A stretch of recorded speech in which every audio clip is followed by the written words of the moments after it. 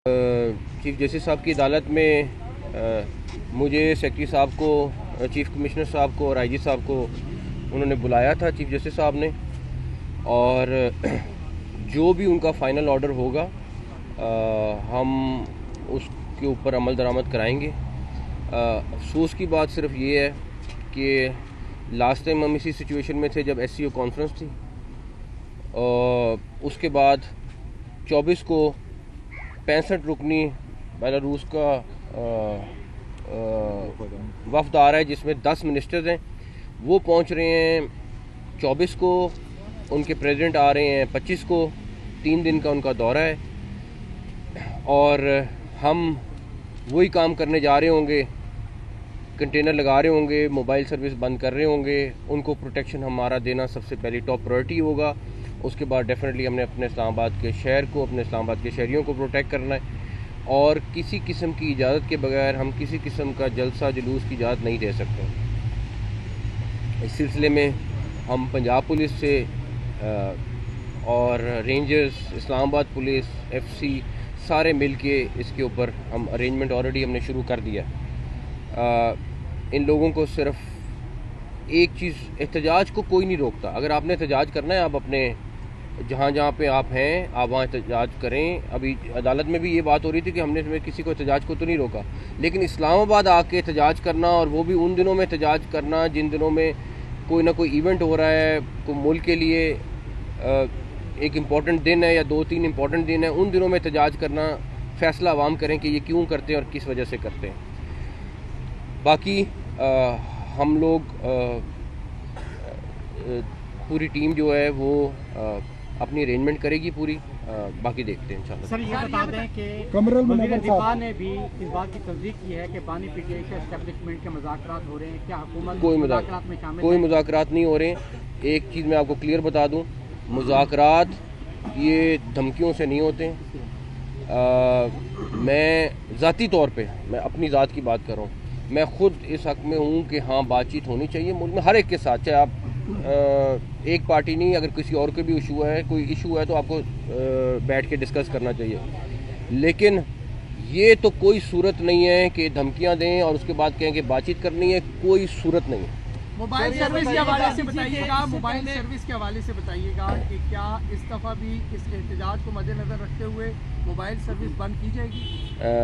तकरीबन कल रात तक फैसला होगा फाइनल जो भी। सर ये बताइएगा कि जिस तरह अच्छा, इससे पहले हमने देखा कि जाहिर है जब भी आपने बताया कि तब भी एक SCO कॉन्फ्रेंस हो रही थी और यहाँ पर एहतजाज हुआ, आज दोबारा से एक ज़ाहिर हम इवेंट होने जा रहे थे, भी एहतजाज हो रहा है। सर टाइमिंग का जो बताइए, ये टाइमिंग इसमें कितनी होती है, पहली चीज़।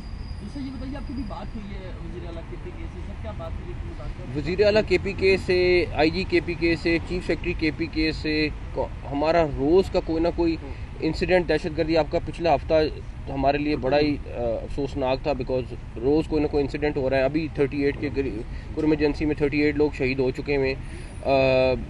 तो डेफिनेटली उनको कोई ना कहीं पे कोई हेल्प चाहिए होती है, कहीं पे कोई असिस्टेंस चाहिए होती है। अभी KPK गवर्नमेंट से हमें 15 प्लाटून की FCN की रिक्वेस्ट आई है, तो कोई ना कोई चीज़ चल रही होती है, उसके हवाले से रब्ता रहता है।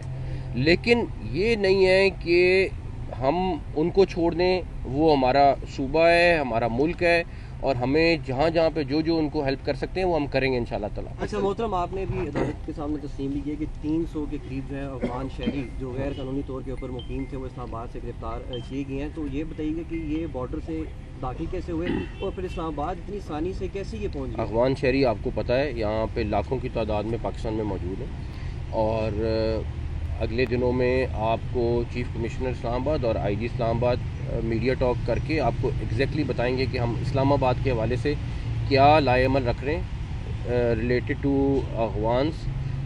हमारी डिस्कशन चल रही है, लेकिन फ़ाइनल फ़ैसला ये लोग अगले चंद दिन में करेंगे।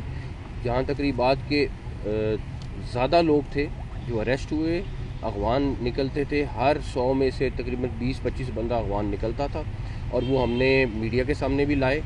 हमें ये नहीं समझ आती कि पाकिस्तानी का तो प्रोटेस्ट हमें समझ आता है, अफगान निकल के आके प्रोटेस्ट क्यों कर रहे हैं? सर ये बताइएगा कि आज इमरान खान की जानिब से जो डेडलाइन दी गई थी, उसके बाद अब कोई मुज़ाकरात आगे भी नहीं होंगे, क्योंकि उन्होंने कहा था कि जुमेरात आखिरी डेडलाइन है, उसके बाद हम मुज़ाकरात कर कब रहे हैं? मोबाइल पीछे डेडलाइन तो उसकी होगी जब मुज़ाकरात शुरू होंगे या कोई बात हो, हम मुज़ाकरात जब करें फिर बात होगी। एहतजाज 24 को हो रहा है, लेकिन मसला ये है कि इस्लामाबाद में आए दिन जो है ट्रैफिक प्लान इतना नाकाम है कि हर जगह रोड बंद होते हैं। आप एसएससी की बात करें, आप जो है जनाब एवेन्यू की बात करें, हर तरफ रोड बंद। तो क्या ऐसा कोई प्लान नहीं दिया जा सकता कि जो शहरी हैं शाम के औकात में घरों को आसानी से जा सके? 2-2 घंटे रोड पे जलील आपको 3-4 महीने में इस्लामाबाद की ट्रैफिक में बड़ा बेहतरी नज़र आएगी। जो प्रोजेक्ट शुरू हुए हैं 3-4 महीने में ख़त्म हो जाए, बहुत सारी बेहतरी आ गई। इवन फैज़ाबाद चौक पे आपका ब्रिज छोटा है, उस पर भी प्रॉब्लम आई हुई है। तो हम तकरीबन जो बड़े बड़े पॉइंट्स हैं उनको पहले स्टेज पे ठीक करने लगे हैं। ये बताइए कैसे निपटेंगे? आपने कहा मुज़ाकरात नहीं हो रहे, जब नहीं हो रहे तो खान साहब ने अभी अडयाला में गुफ्तगू करते हुए साथियों को कहा है कि अली अमीन और बैरिस्टर गौर को कहा गया कि थोड़ा आगे कर लें वक्त एहतजाज का, तो किसने फिर उन्हें कहा है? मैं आपको एक क्लियर बात बता देता हूँ, CM KPK और जो बैरिस्टर गौर हैं वो मेरे ख्याल में कल भी मिले थे इमरान खान साहब को। मुझे परसों का मेरे ख्याल में परसों भी मिले होंगे या 1-2 दिन मिले।